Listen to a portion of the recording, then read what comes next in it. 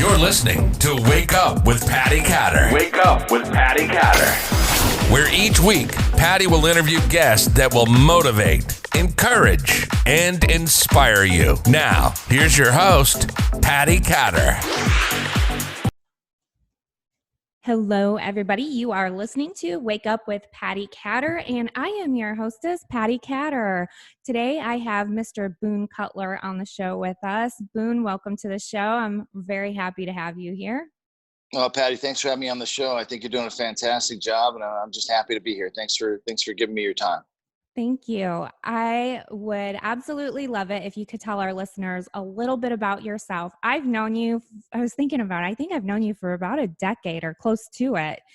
Gotta be. Yeah, I'm just blown away by the amount of energy that you have, that you just keep going on for our military veterans. So if you could tell our audience, everybody who's listening, a little bit about your military, where you came from, what you're doing. That'd be great. Sure. I joined the military right after the Panama invasion, and I spent my time there. I had three different breaks. I had 2 breaks in service, so I actually joined 3 times. But I had 2 breaks in service. Deployed to Iraq in 2005, 2006, where I had the pleasure of serving in Sadr City with some really amazing people. And but I was injured there. I finished my tour. I spent 2 years at Walter Reed Army Medical Center during the neglect scandal of 2007. I was there 06 to 08. So I experienced that. And when it was really that was the thing, being at Walter Reed during the neglect scandal and just seeing what was going on, where, I had that moment with God, like, hey, God, why don't you fix this? And God was like, fuck off, why don't you go fix it? And so it was really that kind of a challenge, and it just one foot in front of the other, to do what I could, from the perspective of one person, one warfighter trying to just use what they have to help other people, and suicide has been a big thing for me. That's suicide, and stopping the suicide. I authored the Spartan Pledge, and I always preface that though I authored it, it belongs to the entire community. It's not mine, it's ours, and it should be protected as such. The other things that I've stood for is utilizing cannabinoids rather than opioids, rather than benzos, all the stuff that was killing us. And that's been very successful. These are 2 things that have been very successful. I've written a couple books. I've got 2 books coming out very soon. Before the end of the year, I'll have 2 books back out. And so I'm an author at a radio show, local radio show here, 107.3, and also the Fox network here in Reno. Did that for a number of years. I had a show called Tipping Point with Boone Cutler, and that was great. That was a great show. The only reason it stopped is because the radio station left town, and there's just, I live in Reno, so there's like this many radio stations, and that's about it. That's the long and short of it. I've been through my own trials and tribulations. My heart gave out after not knowing I had central sleep apnea for a number of years, and I ended up in Panama last year, about 18 months ago, and got stem cell therapy. So now I'm a proponent for stem cell therapy. There's a lot of good things that are available. Not cheap, and it's not covered by insurance, but these are things that really need to be brought to the community to help people heal. Mm-hmm, it's true. When I first met you, I don't even remember exactly how I ran across your network. I remember you were with Tipping Point, and you actually interviewed me on one of your shows, which was really cool. And I just remember you always being such a strong advocate for almost, I would say, risky or edgy type treatments for veterans, because back then cannabinoids, I can't even say it. Weed. Cannabinoid. Yeah. Weed, yeah. Well, yeah. It's all, in all forms, CBD, THC, CBN, all forms. But yeah, I was kind of risky back then. That was very risky, and the VA did not like that at all. And so you, I think, were at the very front lines of that, pushing that for veterans. And I just kind of remember just watching that and seeing how you were doing it, and just kind of seeing how that was going to go, because it was really taboo. at the time. Mm. And I've seen a lot of veterans who use that now for treating anxiety and things like that, and it helps them tremendously. And they don't get that high, they're not getting high. They're just taking just enough where it helps them. So I think that's really good. Now, can you tell me a little bit about your books that are coming out? I noticed one, I remember it said PSYOP on the front of it, something. What books do you have coming? I've got 2 books coming out. I wrote a book actually in country when I was deployed to Iraq, and I finished it when I was at the hospital. So it was written in real time, and it was written over a decade ago now. And that book has been reteched, and it's been reteched into a new book called Call Sign Voodoo. Still, the information is as raw as it was because I haven't changed the information. But the interesting thing about that book is it comes with a study guide. So, because one of the things I got before was, hey, this is just too out there. People do not understand it. It's over their heads. It's so on and so forth. So we came out with a study guide with the book. And we added back in something called the Lost Voodoo pages, because I tried to write some when I was at the hospital, and it's pretty dark. It goes really, really dark, and it's not pretty, but it was, and I couldn't even put it in the book at the time because I thought, this is pretty over the top, and I realized it was not in a good state of mind when I wrote it, so I left it out. And then when we were retyping the book, I was talking to my friend Matt Miller, who I deployed with, and he was on another team. He was in the Abu Ghraib area, and I was up in Sadr City. And I told him I was going to do this, and he goes, "Hey, are you going to put those pages you had pulled out?" And I said, "Well, I probably would now, but I lost them. I don't have them." And he goes, "I still got them. Wow. I got them." And so he sent them to me, and we put that in the book. And that book's called Call Sign Voodoo. And that'll be released here shortly. And then a few months after, we're going to release, I haven't talked to anybody about this, openly. So you're the first. You got kind of the exclusive here. Thank you. Call Sign Voodoo sets you up and teaches you about what was going on with the military and just understanding the environment. Because then when we break into the follow-up book, which is PSYOPer, if you don't have Call Sign Voodoo, understand the environment, understand everything that's going on, you're not going to understand PSYOPer, because PSYOPer is not only told from the American perspective, it's also told by the enemy's perspective. Wow. So everything that we were doing to them, how it was affecting them, I've linked up, I made contact with a person in Iraq who was doing, operations and supporting operations for the enemy. And he's been kind of a snitch. He's like, yeah, this is like, we debriefed one time, and I said, how are promotions handled within the Mahdi militia, within the militias in Iraq? How do they set up their military structure? Tell me about the promotions. And he's willing to tell me everything. And he said, he explains different things like, the way you get promoted is by how many people you've killed, whether it's a different religious faction, Shia is killing Sunni, Sunni killing Shia, and how many Americans, what's the reason for certain bad guys over there? Like there's a guy named Abu Dura. And if you were ever in a situation where you had to, if you were in that area, you knew that name because he was a ghost and he was a butcher and he was a horrible person. Well, the book breaks into, Abu Dura's history. Where did he start out? How did he get involved in all this? And how did he get his name? Abu Dura basically means the Prince of Armor. And he got that name because he was attacking United States military tanks. And he was known as basically a tank killer. And so he got the name Abu Dura. And then we go in deeper into it, and the book shows how the militia pays themselves, which is through an extortion process, because Abu Dura is such a big man over there. Muqtada al-Sadr orders all the shops to pay Abu Dura protection money. And so, we learn in the book in PSYOP, we learn how the enemy, how they got money, where they spent their money, how they spent their money, how they conducted their operations, what the hierarchies were. It goes so deep into what the other side of the chessboard looked like and was doing, it's mind blowing. You writing it myself and working with the people that I'm working with that were on the other side of that chessboard.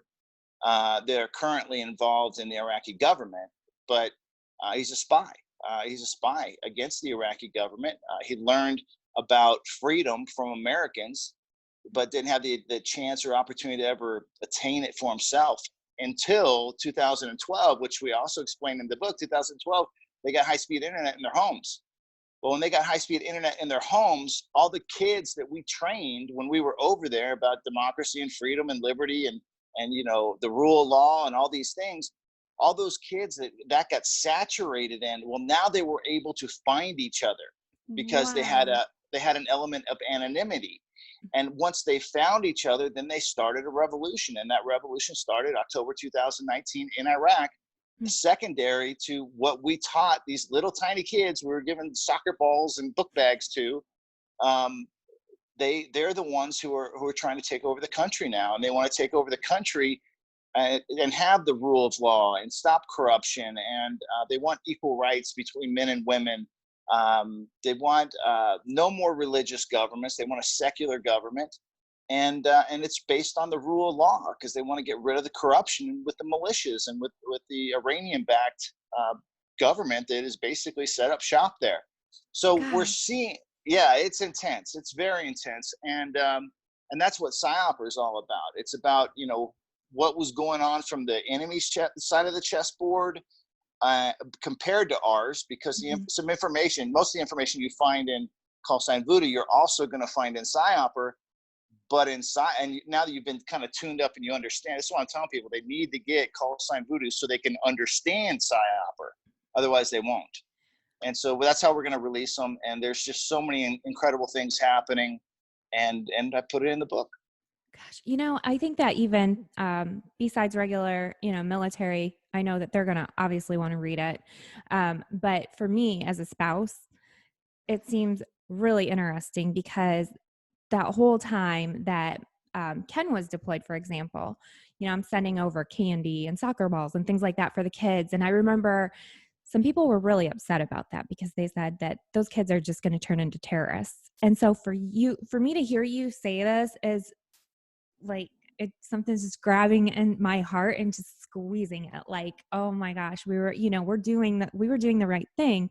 And so many people questioned that back then. It was really something that even some of our military, they were really mad that some of them didn't really want to give out candy and stuff to the kids. I remember that too. But most of them did. Most of them loved the kids there. Yeah, and the kids were a pain in the ass. I'm not going to lie, they were a pain in the ass, and but they were always willing to listen. They were such a captive audience, and I remember being in Sadr City, which is not a nice place. It's not Disneyland, and being able to hold court on a street corner with 15, 20 kids, ages 15 and below. And basically having the equivalent of what in America would be a ninth grade civics lecture about how things should run and how governments should run and what freedom is, what democracy is. They had no idea what democracy was when we got there. I mean, when we pulled Saddam out of a hole, we said democracy. It was something that was so foreign, and they were always trained to hate Americans because they thought Americans sided with Israel and Israel was an enemy to Islam. And so therefore America was an enemy to Islam. And so it was very hard for them to accept our message and accept what we were saying at first. Now the older people, because they would be killed otherwise if they didn't go along with what the militia was saying or telling them to do, but they heard the message. And as soon as those young kids, now they're late 20s, early 30s, they want democracy. They want freedom. They want Iran out of their country. They have stood toe to toe, against the what is it they call the PMU and the PMF, but the Popular Mobilization Forces or Popular Mobilization Unit. That was basically made up of the Jaish Ahmadi, which is the Mahdi militia, and Badr Corps, all financed by Iran, and they stood toe to toe with these guys to do a nonviolent revolution. They were getting killed daily. And what they want is they want their country back, and they want to have sovereignty, true sovereignty. I never thought it could happen, but the bottom line is we just needed to wait for the kids to grow up and then be able to find each other. They grew up and then they found each other on the internet. They organized and started a revolution. That is amazing. I think that a lot of my civilian friends who are listening, they're going to be particularly interested too, because, you only hear what's on the news. And without going there a lot, I haven't watched the news in years. It's never accurate. So I know a lot of the listeners, they take the news as a whole truth. And they don't even know anything about the enemies that we're fighting. Heck, I don't even, and I've been working in the military community for 14 years, as far as helping our veterans. And I haven't really learned the other side of it. So I'm very interested in that. You're going to learn more. I knew quite a bit, I mean, because of the job I had, you had to understand the culture and things, but I thought I knew quite a bit. Now that, I get to see the other side of the chessboard, it's huge. It is huge. It is huge. I mean, how they use the Iraqi police to set up IEDs, what their tactics and techniques and procedures were when they would engage us by shooting us, what their TTPs were, how they got money, how they financed the whole thing, who was behind it, and why did it even start? How did it start? People don't understand. I didn't understand. I certainly did not know that, Iran was financing not just the Shia side, but they were financing the Sunni side too. They were financing both sides. So they were financing two groups that were killing each other and two groups that would kill us. And the book just breaks it all down. And, we're naming names in the book it's nonfiction, and it gets the hair up on the back of your neck, and it makes sense of things. So when you do watch the news, after you've gotten through call sign Voodoo and it gets you oriented to everything, and then you read PsyOp and you see the other side of the chessboard, when you do watch the news, you start to be able to see, between the lines pretty good. And it's really just making people smarter to what the geopolitical systems do around the world. Have you thought about contacting movie directors? Because I think that your books are that phenomenal. Yeah. Yeah, there's something like that happening. Yeah. That is good, because I would totally go watch any of those movies that are made from your books. I think it's important. Is to my listeners who don't know very much about the military, what would you tell them right now as to why should they take time to go read your books? Well, you should take the time. I would say the same for everybody, whether military or non-military. You should take the time, because to this day, nobody fucking knows what this war was about. It's true. I mean, if you ask 10 people, you're going to get 10 different answers. But when you read this, you see how it kind of draws down to, instead of 10 different answers, like maybe 3. And that gives you an awareness of the world. It gives you an awareness of what warfighters actually went through over there, and the true. I mean, there were battles upon battles that were happening over there that nobody ever heard about, nobody ever knew about. And this breaks that down. Like, I'll give you an example: the bombing of the Shia shrine in Samarra, the Golden Shrine. We thought that went down one way, and I'm just telling you, there was a surprise. There's a big surprise on how that happened and what happened and the effects on it and who was behind it. There's a pretty big surprise in the book to stuff like that, and I had no idea at the time, but because this is the enemy side of the chessboard, they're showing me like where the covert action was, how they were getting hit covertly, and that the general populace would never know about otherwise. I have to say I am very proud of you, because ever since I've known you, you don't go in front of people and talk to them about things unless you have done your studying. And you're always going to put accurate information out. And that's what I really like about you too. So many people will run their mouths and not know what they're talking about, or they'll say, well, it might have been this, it might have been that, but you actually know what you're talking about. And I appreciate that you're standing up for our veterans, obviously. I appreciate that you're getting true stories out there, because a lot of the history books are even kind of botched. And books like yours are really important for our kids and their kids. So thank you, Boone. No, it's my pleasure. It's totally my pleasure.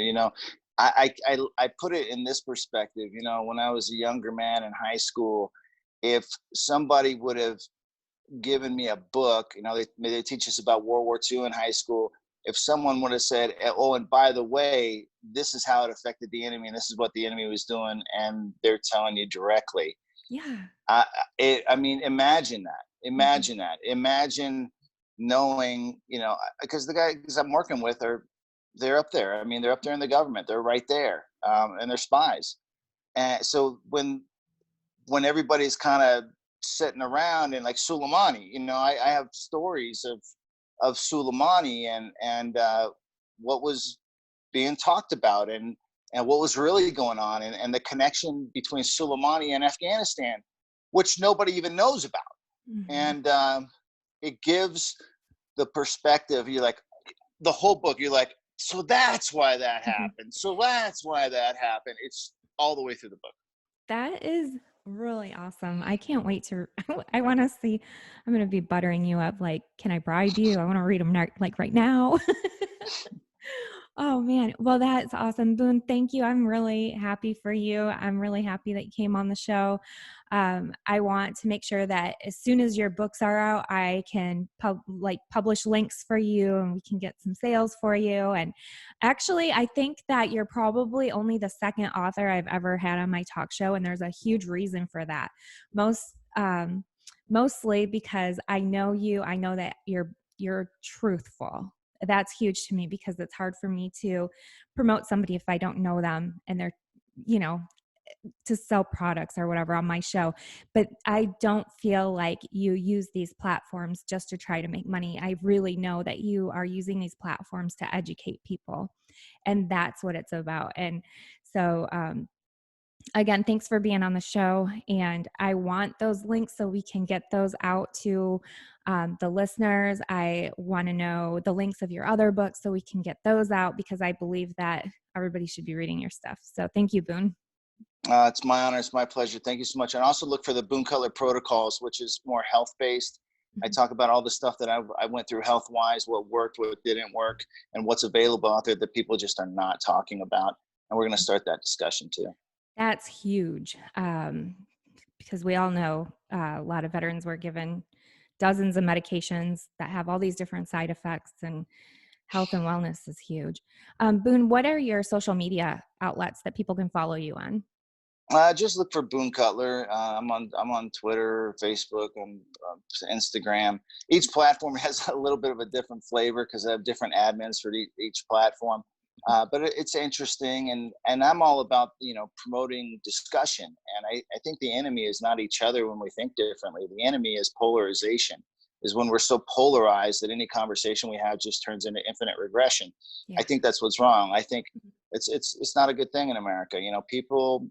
Everything you see in the stuff I do always is promoting some kind of conversation, and I hope it's a conversation between people that disagree. I don't necessarily like the rah cheering stuff 24/7. I want to see smart people who disagree and explain their position on it, and then shake hands and go, oh, okay, maybe I learned something, maybe I didn't, but we had a good conversation. That's cool. I'll see you tomorrow.